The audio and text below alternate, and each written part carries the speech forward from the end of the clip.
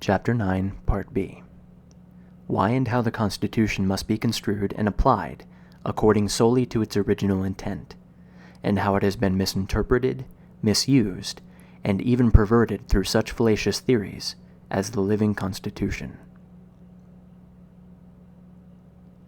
The need for members of CHSAs to be well versed in constitutional law is absolute, because the very first function of the militia of the several states, the Constitution identifies, is to execute the laws of the Union, and the Constitution is the supreme law of the land.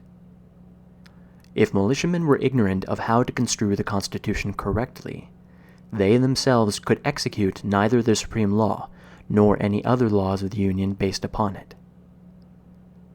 For they would have no way of ascertaining for themselves what those laws actually were.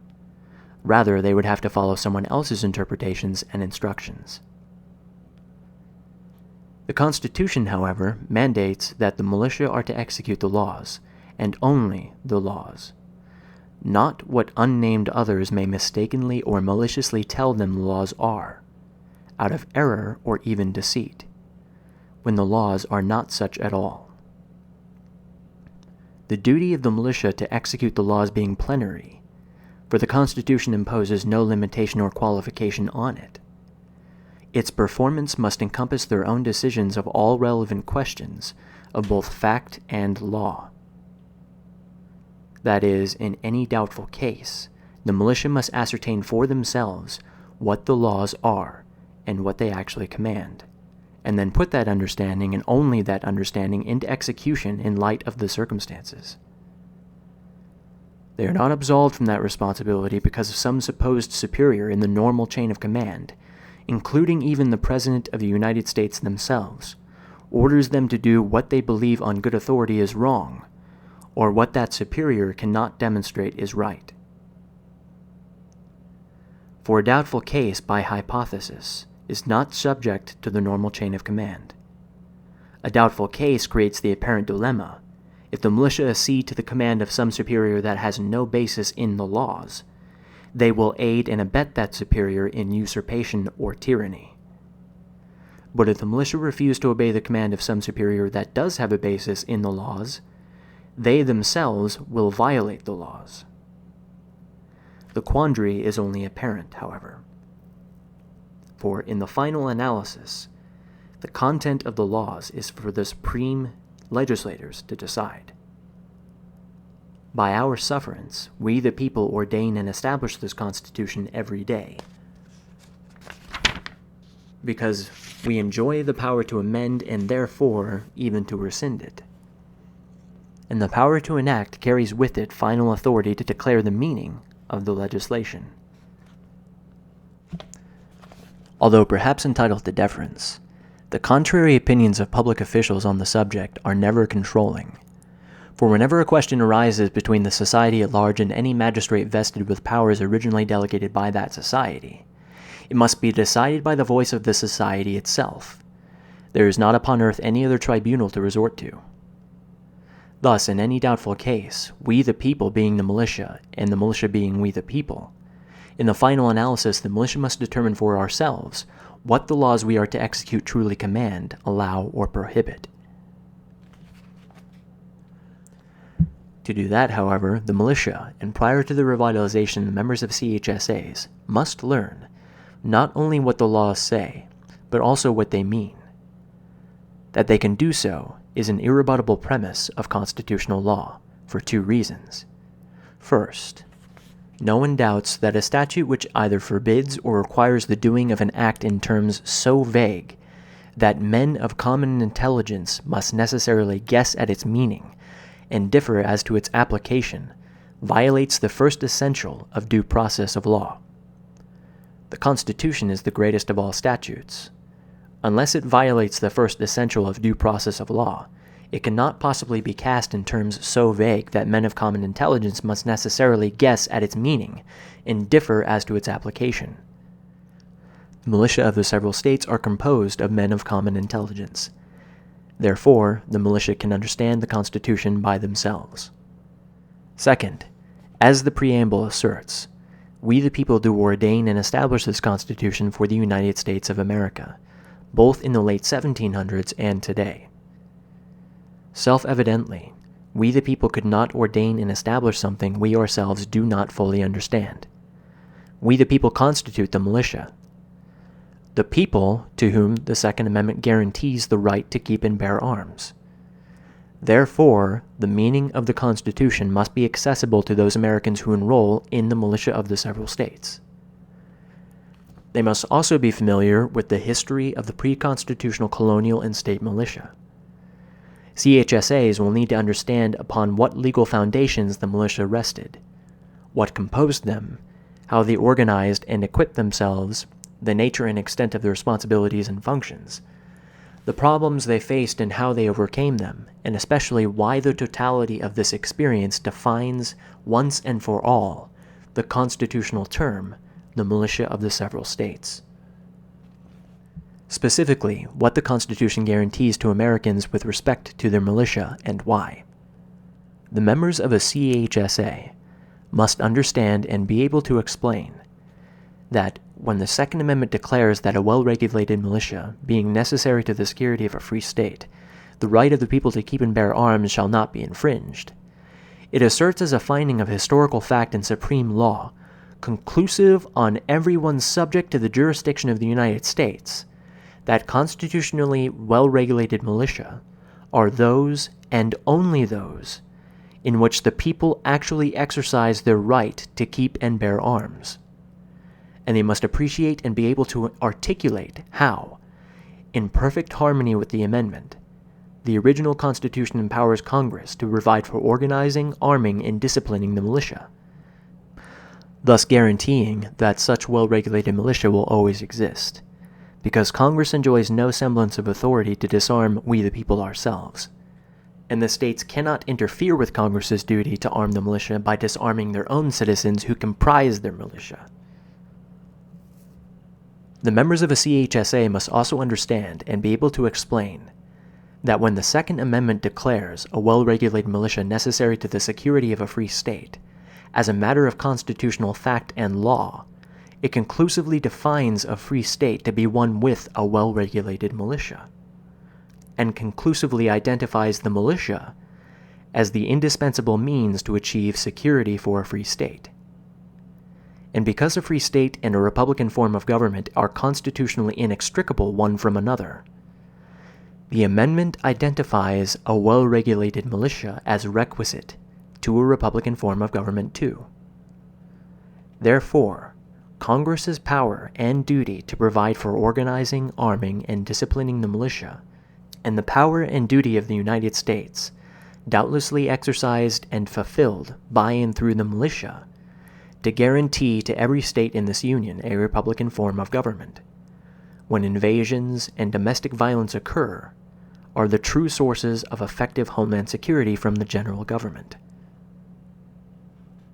They must also understand the dangers that America faces from not revitalizing the militia. Examination of the history of the militia of the several states following ratification of the Constitution will explain why and how these establishments atrophied during the early 1800s and again following the Civil War, and then almost altogether disappeared in the 1900s to be overshadowed by the National Guard.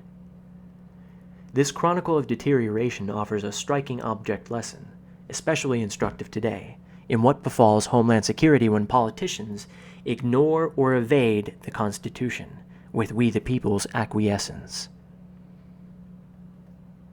Against this background, every member of every CHSA must become thoroughly familiar with the dangers now confronting America, and must know and be prepared to explain to citizens in general, and public officials in particular, why immediate revitalization of the militia of the several states is necessary to deal with them.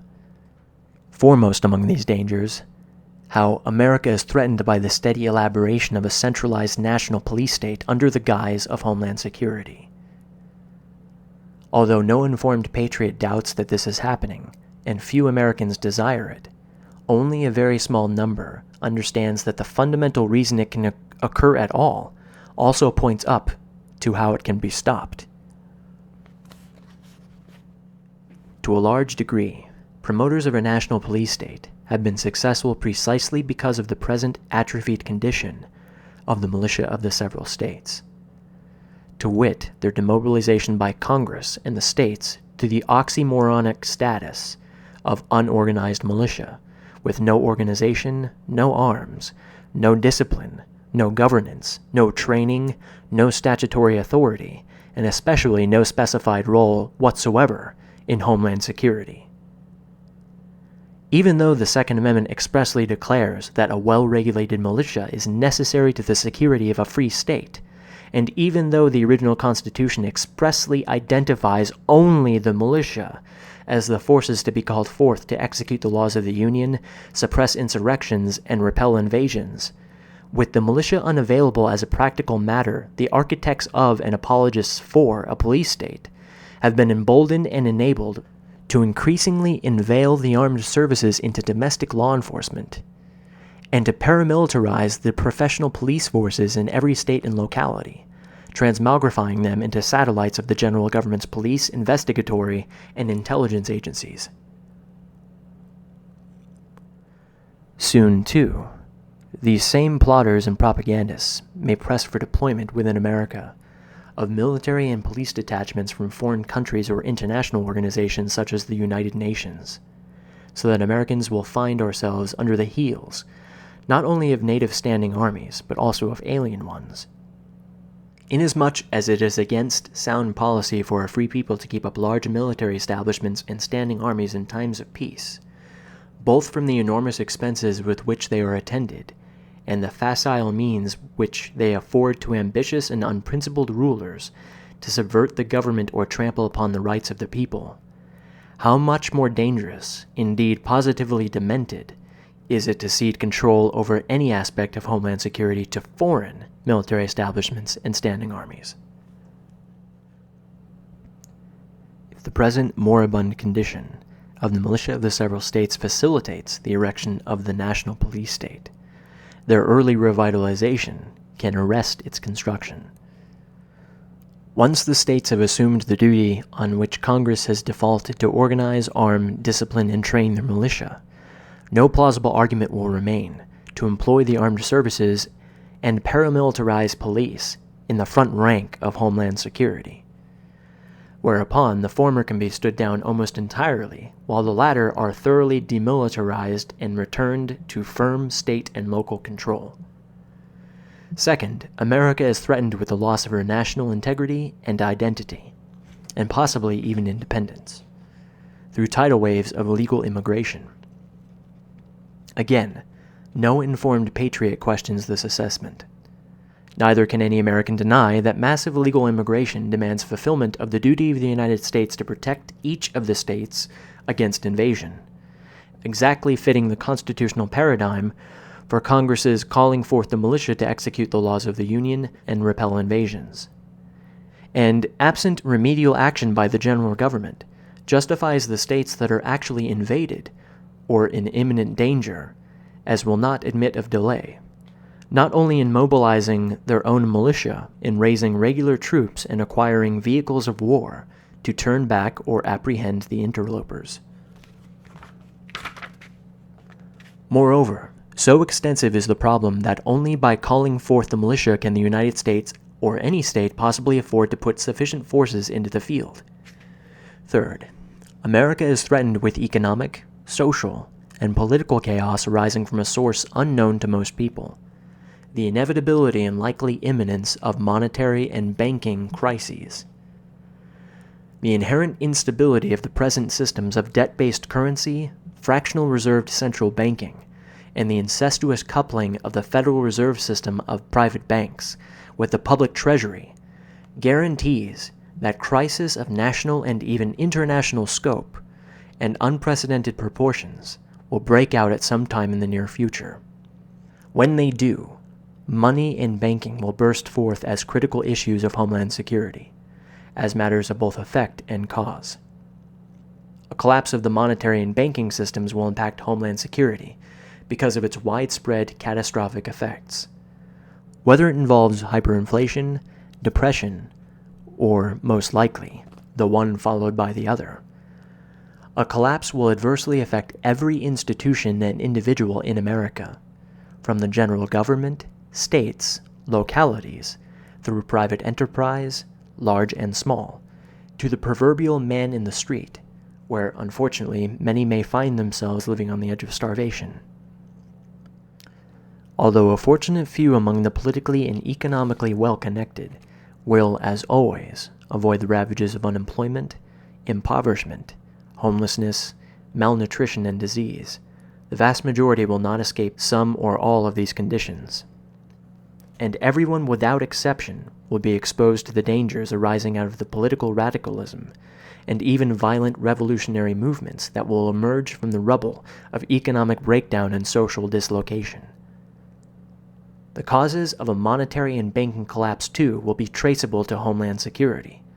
More precisely, to the failure of America's self-selected, self-perpetuating political and economic elites to provide the homeland with the elementary security of a constitutional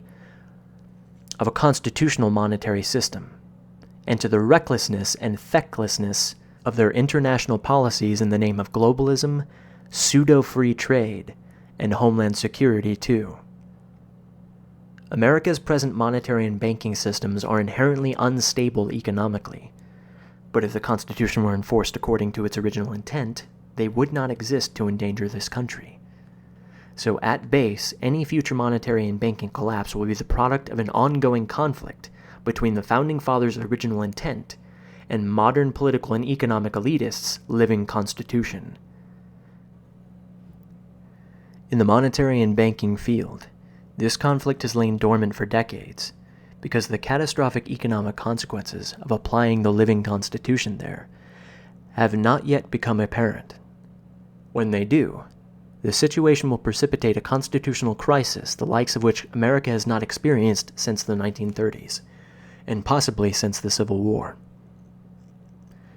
At that point, Americans will finally recognize the necessity to conjoin the two greatest powers of government, the power of the sword and the power of the purse, simultaneously in we the people's hands. For in the social derangement of a major monetary and banking crisis, our country will suffer pandemic breakdowns of law and order, widespread domestic turmoil, and even open insurrections. In anticipation of exactly this type of extensive and intensive chaos, the Constitution expressly empowers the militia of the several states and only the militia of the several states to execute the laws of the Union and suppress insurrections, and makes them available to be employed in the service of the United States, to protect each of the states against domestic violence. So the power of the sword and the duty to wield it are ours. In addition, to restore the domestic tranquility and general welfare at which the Constitution aims, will require rapid reformation and reconstruction of this country's failed monetary and banking systems along economically sound constitutional lines. This, too, will be a matter of executing the laws of the Union, starting with the supreme law of the land, and suppressing insurrections launched by those special interest groups that have fattened off debt-based currency and fractional reserve banking in the past, and will not relinquish their profitable racket without a fight. So because under these circumstances proper exercise of the power of the purse will be a matter of homeland security, it must come within the militia's ken too. This will be not only appropriate but also long overdue. For if during the last several generations the militia had overseen execution of the laws of the Union as to these particulars in conformity with the Constitution's original intent, this problem would never have arisen. If Americans are at all foresighted and prudent, though, we will endeavor to reform our country's monetary and banking systems before a collapse compels us to rebuild those systems entirely. The militia of the several states can and should be in the forefront of this effort because, 1, they have the ability.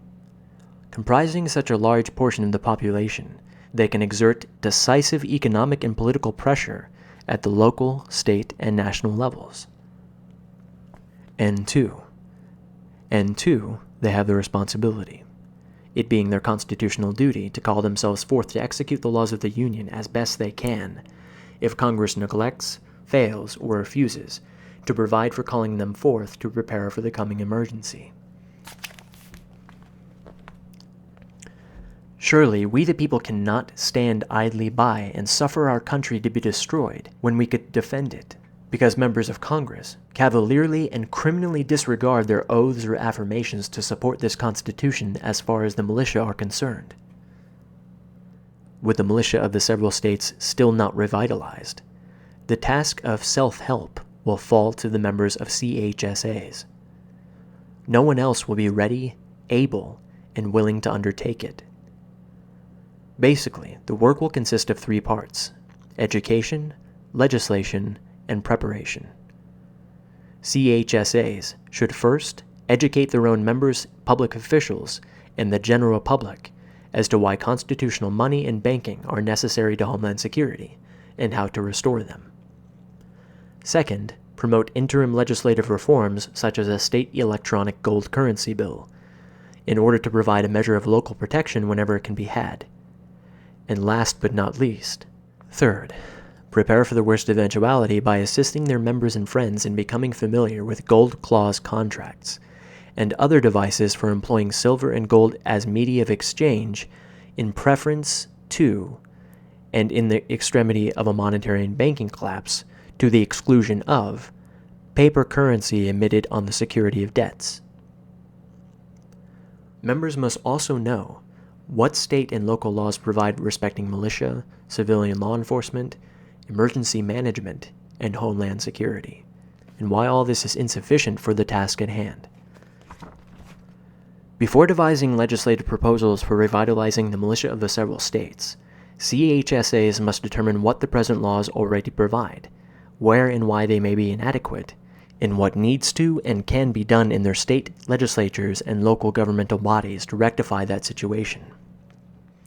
To this end, members of CHSAs should thoroughly familiarize themselves with all state and local laws, ordinances, codes, and regulations that bear, directly or indirectly, on the state component of the National Guard, state defense forces, militia, or any other military establishments or forces, police and other law enforcement and investigatory agencies, Homeland Security agencies with particular emphasis on those that maintain liaison with national agencies, emergency response, disaster relief, fire, rescue, medical and paramedical, and kindred agencies, and gun control in general, and how it applies to defense of self and community by common citizens in particular.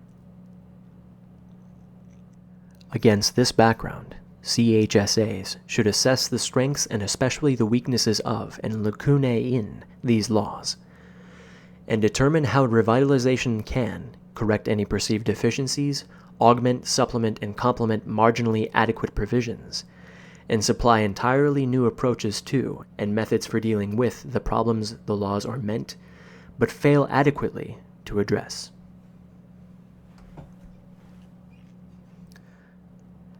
End of Chapter 9, Part B.